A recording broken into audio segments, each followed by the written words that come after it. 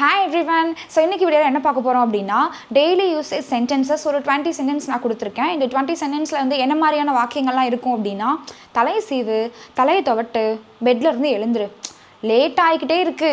So இதெல்லாம் சொல்றோம் இல்லையா? இதெல்லாம் எப்படி இங்கிலீஷ்ல சொல்றது அப்படினா பார்க்க போறோம். சரியா? டன். சோ ட்ரான்ஸ்லேட் பண்ணலாம். ஓகே? ஃபர்ஸ்ட் சென்டென்ஸ் பாருங்க. அத பத்திரமா வச்சுக்கோ அப்படினு சொல்றோம் இல்லையா? இதை எப்படி இங்கிலீஷ்ல சொல்றது அப்படினா keep it safe. Keep it safe அப்படினா பத்திரமா வச்சுக்கோ அப்படின்னு அர்த்தம். அடுத்து இன்னைக்கு தேதி என்ன அப்படின்னு சொல்லி நம்ம கேட்போம் இல்லையா? ஸோ அதை எப்படி இங்கிலீஷில் சொல்கிறது? என்ன அப்படின்ற கேள்வி வார்த்தை வந்துருச்சு இல்லையா? அப்போ நான் எடுத்தோடனே வாட் யூஸ் பண்ணுறேன். What is the date today? இன்னைக்கு தேதி என்ன அப்படின்னு சொல்லி கேட்கும் பொழுது what is the date today அப்படின்னு சொல்லி கேட்கலாம். ஓகே, அடுத்தது என்னை பற்றி பேசாத அப்படின்னு சொல்லுவோம் இல்லையா? அப்போ என்னை பற்றி பேசாதே அப்படின்னு சொல்லும் பொழுது டோன்ட்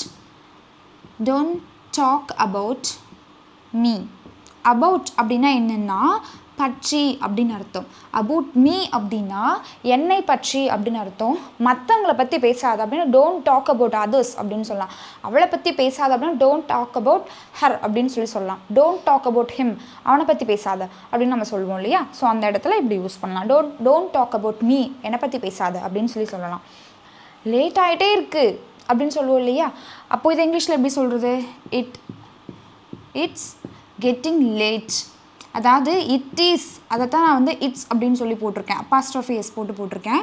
இட்ஸ் கெட்டிங் லேட் அப்படின்னு சொல்லுவோம். அப்படின்னா லேட் ஆகிட்டே இருக்கு, இட்ஸ் கெட்டிங் லேட் அப்படின்னு சொல்லலாம். அடுத்து நான் நம்ப மாட்டேன் அப்படின்னு சொல்லுவோம் இல்லையா? ஸோ இந்த இடத்துல வந்துட்டு இது நம்ப மாட்டேன். சில பேர் என்ன சொல்லுவாங்கன்னா ஐ டோன்ட் ட்ரஸ்ட் அப்படின்னு சொல்லுவாங்க. இது வந்து ஃப்யூச்சரை குறிக்கும். நான் நம்ப மாட்டேன் அப்படின்னு சொல்லும் பொழுது வில் நாட் யூஸ் பண்ணுவோம். அந்த வில் நாட்டுடைய ஷார்ட் ஃபார்ம் என்ன அப்படின்னா ஓன்ட்.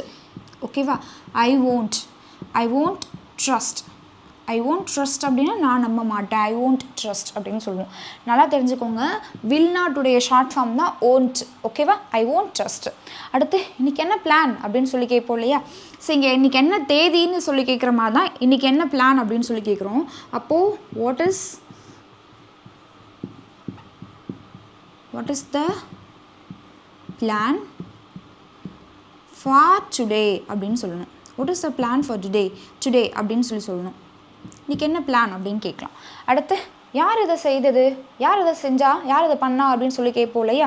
அப்போ இந்த இடத்துல யார் அப்படின்னு சொல்லும்போது ஹூ அப்படின்னு சொல்லுவோம். இது பாஸ்ட் அப்படின்ற பொழுது நம்ம என்ன யூஸ் பண்ணோம்? ஹூ டிட் இட், அவ்வளோதான். யார் இதை பண்ணனா? ஹூ டிட் இட், அவ்வளோதான். இது வந்து பாஸ்ட் அப்படின்றனால நமக்கு டிட் யூஸ் பண்ணியிருக்கோம். அடுத்தது பெட்டில் இருந்து எழுந்துரு அப்படின்னு சொல்லுவோம் இல்லையா? அப்போ இதை என்ன யூஸ் பண்ணணும்? Get up. எதுலேருந்து? ஃப்ரம்னா இருந்து அப்படின்னு அர்த்தம். எதுலேருந்து? From the bed. Get up from the bed. பெட்டில் இருந்து எழுந்துரு. சில பேர் பெட்டில் படுத்தே இருப்பாங்க ரொம்ப நேரம். ஸோ அப்படி சொல்லும்பொழுது எப்போ பார்த்தாலும் பெட்லேயே படுத்துருப்பாங்க சில பேர். ஸோ அப்போ அவங்களெல்லாம் என்னென்னு சொல்லலாம் அப்படின்னா get up from the bed, பெட்டை விட்டு எழுந்துரு அப்படின்னு சொல்லி நம்ம சொல்லலாம். அடுத்தது குளிச்சுட்டு வா அப்படின்னு சொல்லுவோம் இல்லையா? குளிச்சுட்டு வா அப்படின்னு சொல்கிறதுக்கு டேக் யோர் பாத் அப்படின்னு சொல்லலாம். டேக் யோர் பாத், குளிச்சுட்டு வா அப்படின்னு சொல்லலாம். தலையை துவட்டு அப்படின்னு சொல்கிறோம் இல்லையா? ஸோ இதை எப்படி இங்கிலீஷில் சொல்கிறது அப்படின்னா vibe your hair. Vibe your hair அப்படின்னா தலை துவட்டு, தலைமுடியை துவட்டு அப்படின்னு சொல்லும்போது வைப் யோர் ஹேர் அப்படின்னு சொல்லலாம். தலைமுடியை சீவு அப்படின்னு சொல்கிறோம் இல்லையா? சீவு அப்படின்னு சொல்லும் பொழுது கோம் யோர் ஹேர் அப்படின்னு சொல்லலாம். சீப்பு இருக்கு இல்லையா? சீப்புக்கு இங்கிலீஷில் வந்து கோம். ஓகேவா?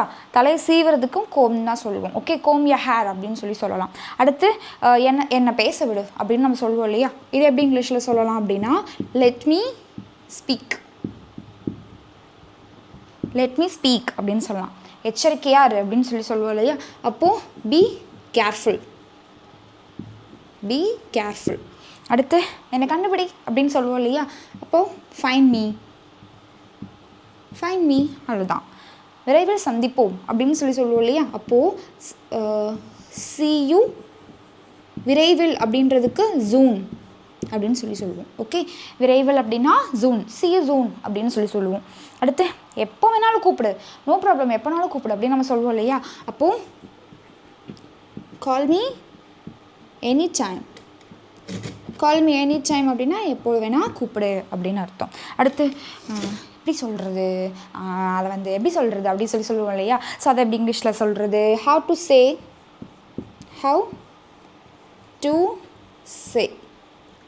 say அப்படின்னா எப்படி சொல்கிறது, யாரெல்லாம் அப்படின்னு சொல்லி கேட்போம் இல்லையா.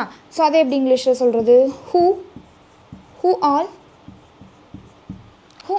யாரெல்லாம் அப்படின்னு சொல்லி கேட்கலாம். அடுத்து நான் இன்னைக்கு லீவு அப்படின்னு சொல்லுவோம் இல்லையா. ஸோ இதை எப்படி இங்கிலீஷில் சொல்கிறது, ஐ ஆம் ஆஃப் டுடே, டபுள் எஃப் போட்டிருக்கேன். ஓகே, ஐ ஆம் ஆஃப் டுடே அப்படின்னு சொல்லலாம். ஐ ஆம் ஆஃப் டுடே, நான் இன்னைக்கு லீவு அப்படின்னு சொல்லலாம். என்ன முட்டாள்தனம் அப்படின்னு சொல்லுவோம் இல்லையா. அப்போது வாட்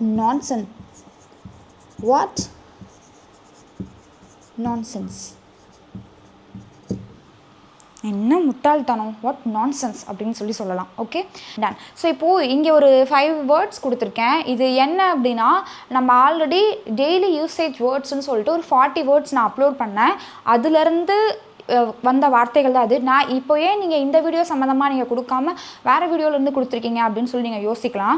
ரீகால் பண்ணணும் இல்லையா. அதை பார்த்துட்டு அதை கேட்டுட்டு அப்படியே விட்டுறக்கூடாது இல்லையா. ஸோ அதை ரீகால் பண்ணணும் அப்படின்றதுக்காக அந்த வீடியோலேருந்து நான் 5 வேர்ட்ஸ் வந்து நான் கொடுத்துருக்கேன். ஐ திங்க் உங்களுக்கு ஞாபகம் இருக்கும்னு நினைக்கிறேன்.